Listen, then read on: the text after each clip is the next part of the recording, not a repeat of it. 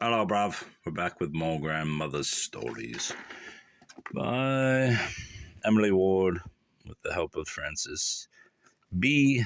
Hurlbut, her her adopted child. The fall of the lighthouse. It was a wild night when the lighthouse fell, said Grandma, as she picked up a child's stocking she was knitting. Father had gone over to Mackinac 2 days before, intending to come back the day he went, but a storm had arisen that prevented his getting back, and instead of decreasing it, had increased, until in the afternoon it was blowing a perfect gale. The lighthouse had originally been placed too near the water, and the encroachment made by the winds and the waves since it was built had brought it much nearer, so that now every heavy storm was full of peril for the old lighthouse. My father had long anticipated the day when some extra heavy storm would sweep the waters around its foundation, loosen it, and beat its stanch tower. Is it staunch or stanch? And beat its stanch tower until it should fall, and now that day had come.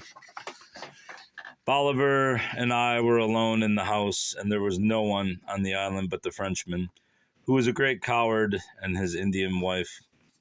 Our house was very near to the lighthouse, so near that if it should fall a certain way, it would fall upon the roof, which made it a very unsafe shelter for us. It was a day of great anxiety, for if the lighthouse should be blown down, its great light would be put out, and I shuddered to think of what might happen to the vessels and their crews and passengers. And Eber was on the lake, and what if his boat, storm-driven, should look for that friendly light and not find it?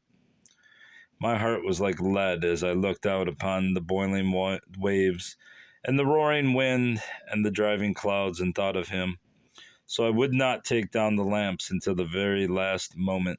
Early in the forenoon, I had seen that the waters surrounded the building, and later on, as the storm increased in violence, every great wave would dash itself to foam against its brawny sides. About 5 o'clock, I saw that if I was to save the lamps and the great reflectors, I must begin at once. So putting a warm hood on my head to protect it from the rain, I started, first telling Bolivar not to stir from the house, but to stand at the window and watch for me. The poor child burst into tears and begged me not to go, but I thought it was my duty to save the government property. I had no sooner got out of the house from the wind, with a sudden dash, nearly took me off my feet, and the rain half blinded me, and the spray wet me through, but I ran quickly, and a moment was in the lighthouse, climbing its 150 steep steps with all the speed I could. When I reached the top, what a magnificent sight met my gaze. Whoever has stood on a perilous height and seen the mad waters leap and roar and dash with all their mighty force against the frail structure that supported him can imagine the wild exultation of soul that filled me through and through to the exclusion of all fear. It seemed as if then, indeed, God in his majesty was sweeping the earth and the seas, and I felt that I also was part of the great universe that existed under that awful power. I had but little time, however, to indulge myself in these thoughts, for every wave made the whole tower reel. It took all my strength to carry those great lamps and reflectors down the winding stairs, and sometimes when I would stop to take breath and would hear the beat of the waters and feel the shock it gave the tower, it would give me a momentary spasm of terror. But it would be but momentary, for my work must be done and I had no time for fear. I think I climbed those stairs 5 times before I got everything movable down, and each time Bolivar would implore me, with tears streaming from his eyes, not to go again, and I would surely be killed. "Oh, Grandma," said one of the aunties, "I don't see how you dared to risk your life in that way." "Oh," said Grandma, "you see, I wasn't hurt. When people are doing their duty, they are not apt to come to much harm."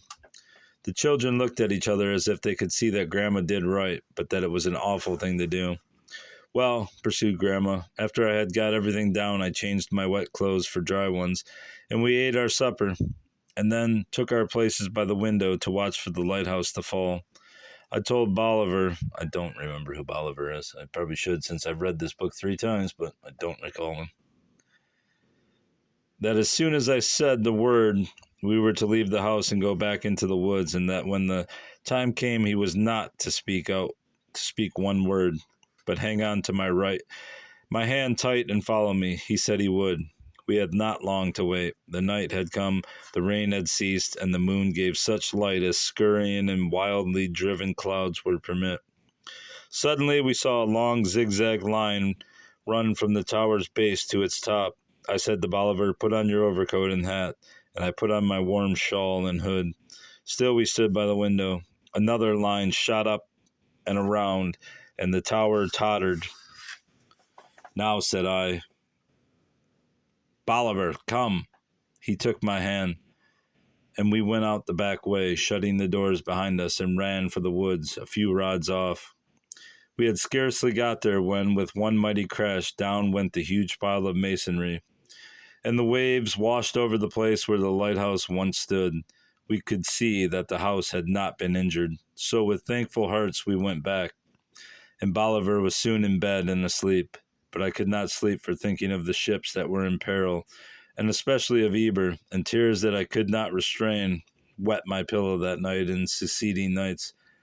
"Was anyone lost?" inquired Porty. "Oh, yes," said Grandma. "It was one of the most awful storms ever known on the lakes, and many ships went down and many lives were lost.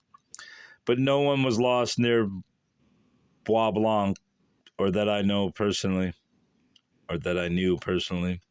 When Father got back, he was glad to find us alive, for he had been afraid from the first that the lighthouse would fall." All right, bruv. That's all for now. We only have,